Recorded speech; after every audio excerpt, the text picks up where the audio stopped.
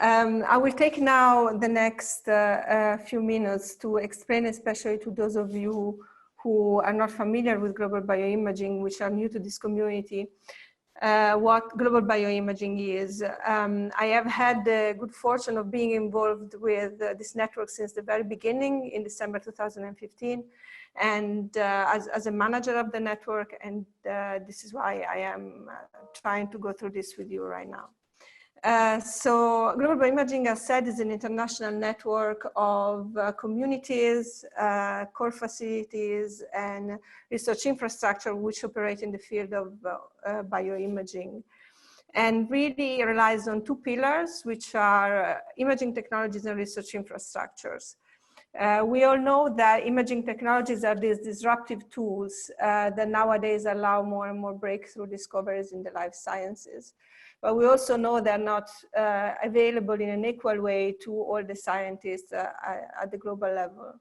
So to solve this issue around the globe, many initiatives happened to create new research infrastructures, to organize better the core facilities, and to really make these technologies more available to the wider public. The communities in global bioimaging are very much committed to this endeavor, and they come together in this global network to discuss what are the challenges that relate to the opening of research infrastructure and how to advance imaging in general. At the core of these activities are really the people who make up global bioimaging. And this is why I want to show you here a few group photos that were taken in the years at our annual meeting, which are called Exchange of Experience workshops, and which, as said, this year could not, at least not yet, take place in person. So we started off in 2016 at the EMBL in Heidelberg, moved on in 2017 to the NCBS in Bangalore, India, and then were hosted in 2018 by the National Imaging Facility and Microscopy Australia in Sydney. And last year we had a great meeting in Singapore. Hopefully you can see from these photos that the community has really grown over the years. And it has grown, as also Antti and Naoto pointed out, not only in the number of people involved, but also in the number of countries that make up the network.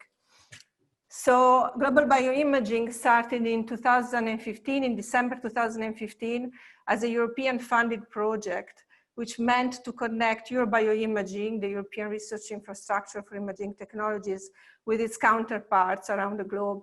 And at the time we had a total of 7 partners, which included, of course, Eurobioimaging, but also Japan, India, Australia, South Africa, Argentina, and the USA. And really, this project has grown into what we now call a network that we're really trying to make sustainable with the efforts of everyone. You can see in this slide, in this map, that we now have 10 global bioimaging partners, 1 emerging partners in Argentina, and several communities around the globe which are attending our events or showing interest in being part of our activities.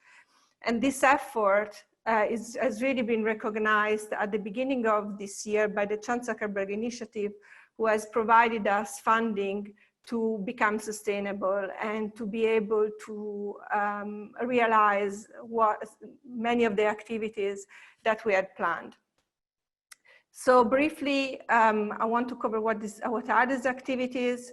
As said, we organize this exchange of experience workshops, which are really key moments where the community comes together. We select a theme every year with the Global Bioimaging Management Board, which is made up of representatives of all the Global Bioimaging partners. And via the use of working groups, really prepare a program that we hope is of interest to the global community in imaging.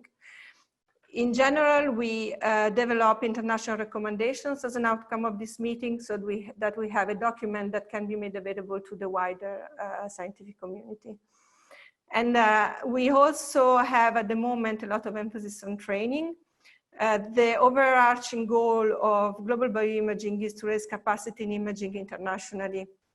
And we want to do this by the organization of training courses. And we are doing this since a few years via a staff exchange program, which we call shadowing program. A few more information about the training activities, because these are being developed and will become available to the community hopefully very soon. Thanks to the CZI funding, we are preparing an extended curriculum for core facility staff, which will include in the future in-person events, but which at the moment has been in a way stopped by the COVID pandemic. We are, however, exploring online options to make some resources available to the community at large. And I also want to mention that we have a very successful job shadowing program, which is a staff exchange program that allows people in a given area, geographical area of the world, to go online, have a look at what are the hosted facilities associated with global bioimaging, and inquire to visit them to see how a facility is run elsewhere in the world and really to learn from each other. I want to conclude by saying that we are putting a lot of efforts in becoming sustainable in the long term. And the first step towards this is the signature of a common memorandum of understanding, which is signed by all the global bioimaging partners, and via which we want to show to the global community that we are there and we are a network that can be a reference for them. This coexists with bilateral collaboration agreements, which the various partners have signed between each other, and which might highlight specific areas of collaborations. But I would like to conclude here now. We're looking forward to 2 days of very exciting talks. So I would like to pass the word to Naoto and Suichi, who are the scientific organizers.